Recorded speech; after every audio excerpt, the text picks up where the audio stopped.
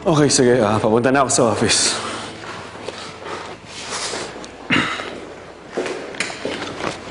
Abel, wait. Auntie, mabuti naman ho na okay na kayo. At mas magiging maayos ang pakiramdam ko kung mag-uusap tayo. Pero, Auntie, kailangan ko... Abel, gusto kong malaman ang lahat.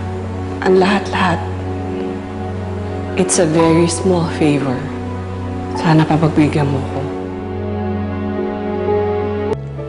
Nalasing ho kasi si Maggie noon. Natatakot ho siyang umuwi kasi baka magalit si Uncle Sernan. We decided na magstay na lang sa hotel para mawala yung pagka-groggy namin. Kailan pa natutong uminom si Maggie ko? Auntie, party boy ho kasi si Brent. Kay Brent ho siya natuto. Nung gabi nga, alam ko nag-aaway sila eh. So sa akin lumapit si Maggie. Ako problemado rin ako nung gabi na yun. Kaya inuman kami. Pareho po kaming nalasing. And then, we kissed. Tapos, hindi ko na alam kung ano nangyari.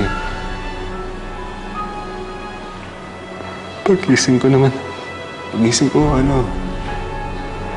mag-isa na lang ako. Inisip ko, baka naman wala akong nangyari sa amin. So, isip ko, nakatulog lang kami.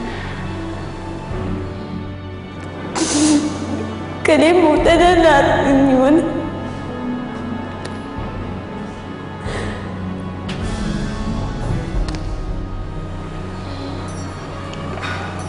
Kaya kinalimutan ko na lang ako lahat yung nangyari. Then how do you explain yung matching DNA nyo, Nina? At ang theory ko ni Ruth, anak ko si Nina kay Maggie. Ikaw, Abel, sa tingin mo ba, anak mo siya kay Maggie? Auntie, kahit anong pag-iisip gawin ko, doon mo pupunta eh. Kasi tatlo lang ako yung naging babae sa buhay ko eh. Yung ex-girlfriend ko, si Ruth, tsaka My daughter, si Maggie.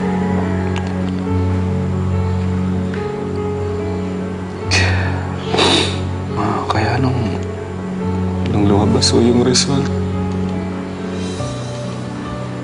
isip ko tama si Ruth. Anak ko siya kay Maggie.